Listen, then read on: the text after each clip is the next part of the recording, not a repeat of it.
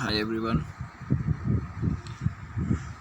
Semester 5 chapter number 1 અને એનો question number 4 આપણને આપેલો છે અહીંયા. ઓલરેડી આપણે ક્વેશ્ચન નંબર 1, 2 અને 3 જોઈ ગયા છીએ. હવે ચેપ્ટર નંબર 1નો આ છેલ્લો ક્વેશ્ચન છે. આઈ નો આગળના ક્વેશ્ચન લેન્ધી હતા, પણ આ ક્વેશ્ચન એટલો બધો લેન્ધી નથી. સો ક્વેશ્ચન નંબર 4 આપણને આપેલો છે, briefly discuss about limitations of Indian planning, એટલે કે આપણા ઇન્ડિયન પ્લાનિંગની લિમિટેશન્સ વિશે વિસ્તૃતમાં ચર્ચા કરો. ઇન્ટ્રોડક્શનમાં આપણને આપેલું છે, India has completed 68 years of planning but can't solve the problems of poverty, unemployment, inflation, rural development, reducing inequality of income. ઇન્ડિયાએ 68 વર્ષ પૂરા કર્યા છે આઝાદીના, છતાં પણ આજે ઇન્ડિયામાં આપણને ઘણી બધી પ્રોબ્લેમ્સ જે પ્લાનિંગમાં ધ્યાનમાં લેવામાં આવી હતી એ પ્રોબ્લેમ્સ હજુ પણ દૂર કરવામાં આવેલી નથી. જેમ કે પોવર્ટી, ગરીબી, અનએમ્પ્લોયમેન્ટ, બેરોજગારી, ઇન્ફ્લેશન, તેજી મંદી, રૂરલ ડેવલપમેન્ટ એટલે કે બેકવર્ડ એરિયાનું ડેવલપમેન્ટ અને આવકની જે અસમાનતાઓ છે એમાં ઘટાડો, એટલે આ બધી પ્રોબ્લેમ્સ હજુ પણ ઘટેલી જોવા મળતી નથી. ફોર ધીસ, આના માટે less emphasis on agriculture sector, more emphasis on heavy industrialisation, administrative control and inefficiency of public sectors are responsible. તો આના માટે કારણભૂત આપણને ફેક્ટર્સ આપેલા છે. તો એમાં કીધું છે આપણને કે જે less emphasis on agriculture sector એટલે કે જે ખેતી અને તેની સાથે જોડાયેલા ઉદ્યોગો છે એમને એટલું બધું ઇમ્પોર્ટન્સ આપવામાં આવેલું નથી. More emphasis on the heavy industrialisation એટલે કે વધારે પડતા ઔદ્યોગિકરણ પાછળ emphasis, administrative control and inefficiency of public sector, જે એડમિનિસ્ટ્રેટિવનું કંટ્રોલ છે અને પબ્લિક સેક્ટર છે એની ઇનએફિશિયન્સી. તો આ બધા તત્વોના કારણે જે ઇન્ડિયન પ્લાનિંગ છે એ સક્સેસફુલ થયેલી જોવા મળતી નથી. લિમિટેશન્સ આપેલા છે આપણને. એમાં કીધું છે number 1, failure to reduce the poverty, એટલે ગરીબનું પ્રમાણ ઘટાડવા માટે આપણી સરકાર ફેલ ગયેલી છે. અવર planning failed to reduce the poverty. Since fifth plan, the basic objective is to reduce the poverty, but however it can't be remarkable decrease. પાંચમી પંચવર્ષીય યોજનાની અંદર આપણો મુખ્ય હેતુ એ હતો કે ગરીબી ઘટાડો કરો, પરંતુ હજુ સુધી આપણને એ ઘટાડો જોવા મળેલો નથી. The basic objective of planning is to provision of the minimum requirement of living. હવે મુખ્યત્વે આપણે ઓબ્જેક્ટિવ જોવા જઈએ પ્લાનિંગનો તો એમાંય આપણને કીધું હતું કે જે રોજિંદા જીવન જરૂરિયાત માટેની વસ્તુઓ છે એ માણસોને મળવી જોઈએ. But it can't be provided, પરંતુ એ આપવામાં આવેલી નથી. Late Indira Gandhi felt that only the high growth rate would not be sufficient to remove the poverty. Indira Gandhi આપણા જે ઇન્ડિયાના મંત્રી હતા એમણે પણ અનુભવેલું હતું કે ફક્ત ગ્રોથ રેટ વધારો કરવો એ ગરીબી ઘટાડા પાછળ માટે પૂરતું નથી. Therefore such specific measurement taken by the government to remove the poverty, એના માટે ગવર્મેન્ટ દ્વારા ઘણા બધા પ્રયત્નો પણ કરવામાં આવેલા હતા. Professor DT Lakdawala's expert group estimated in 1973-74 about 55% of the population was living below the poverty line. એટલે પ્રોફેસર આપણને ડીટી લક્કડવાલા આપેલા છે એ અને એમની સાથે એક્સપર્ટ લોકોનું ગ્રુપ હતું. એમણે એક અંદાજો લગાવેલો હતો દેટ ઇન 1973-74 એટલે કે 1973-74ની અંદર 55% દેશના વાસી લોકો એવા હતા કે જે બિલો પોવર્ટી લાઇન એટલે કે ગરીબી રેખાની નીચે જીવતા હતા.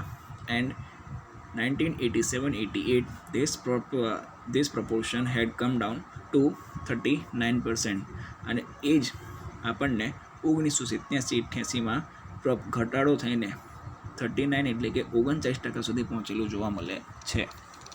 Using a slightly modified methodology by planning commission estimated that in 1993-94 36% of the population lived below poverty line.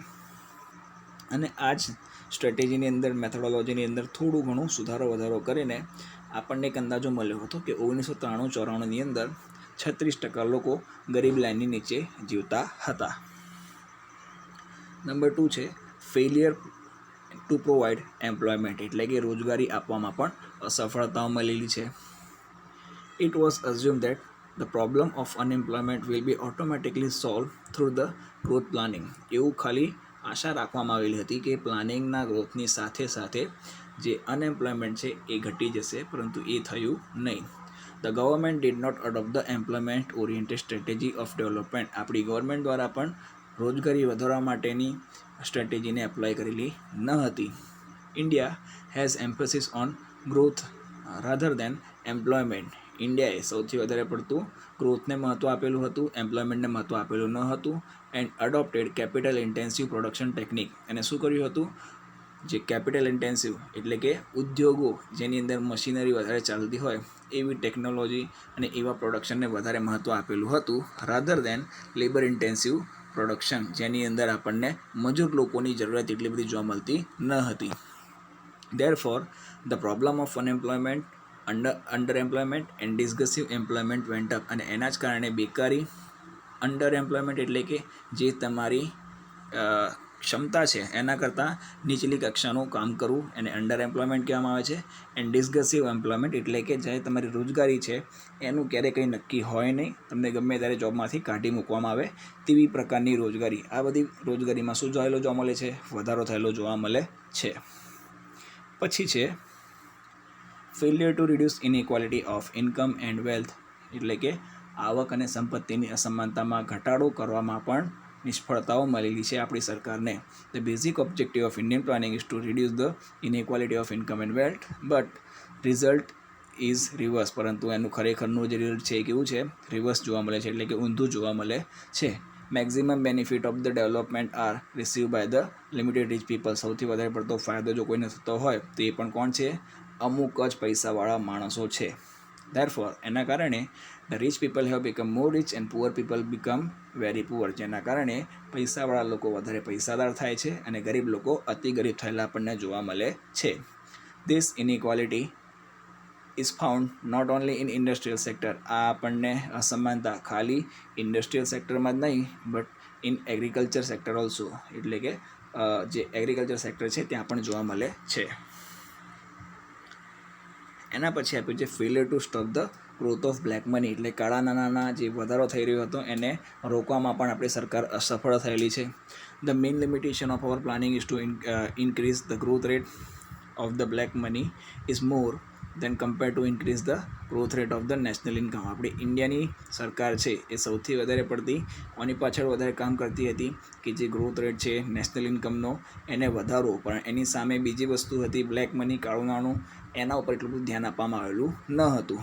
Politician talk about the control of the black money to get the vote dissing the people. જે આપણા દેશના politician લોકો છે, નેતાઓ લોકો છે, એ દર વખતે વાતો કરે છે કે ગમે તે રીતે બ્લેક મની ઘટાડીશું અને લોકો જોડેથી વોટ પ્રાપ્ત કરે છે, લોકોને ઉલ્લુ બનાવે છે. Planners did not try to this direction. As result black money created large inequality of consumption. અને જે પ્લાનર્સ લોકો હોય છે એ એવું ક્યારેય માનતા નથી, એ પોતાના અકોર્ડિંગ કામ કરે છે અને પોતાનું બ્લેક મની ક્રિએટ કરે છે, જેના કારણે આપણા દેશની અંદર ઇનઇક્વાલિટીનું પ્રમાણ વધતું જાય છે.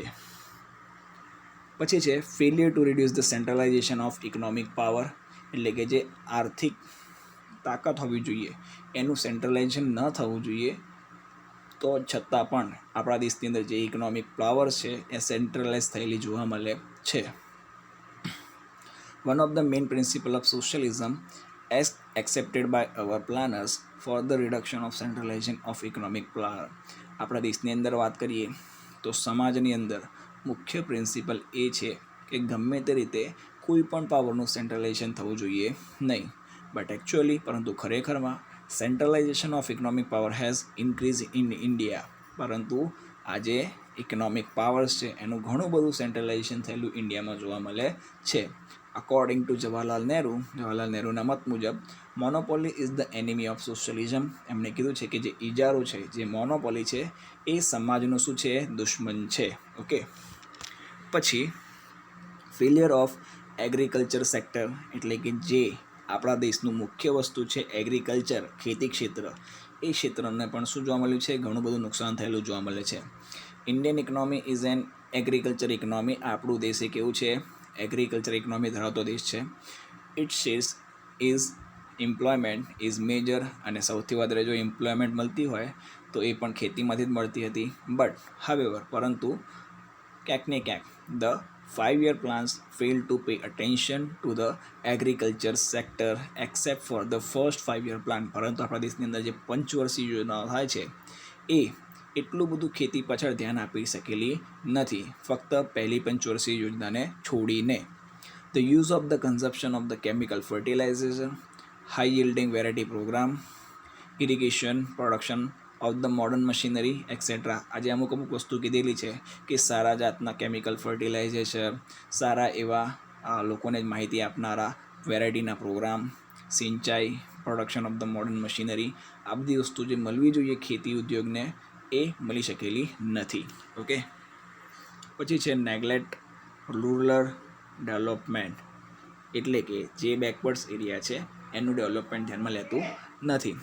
India is a country with villages but not integrated scheme is developed. India એવો દેશ છે કે જ્યાં ઘણા બધા આપણને ગામડાઓ જોવા મળે છે, પરંતુ દરેક ગામડા માટે કોઈ અલગથી કોઈ પણ જાતની સ્કીમ્સ બનાવવામાં આવેલી નથી.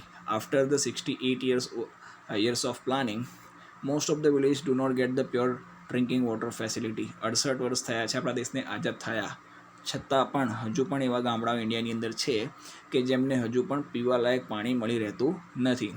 Till such villages can't get the primary facilities like road, highway, 24 hours supply of the electricity, etc.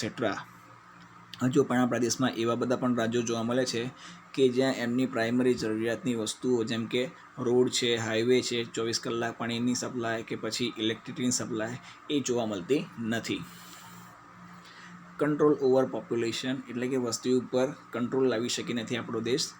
India is the Indian planning have fail two control the population growth.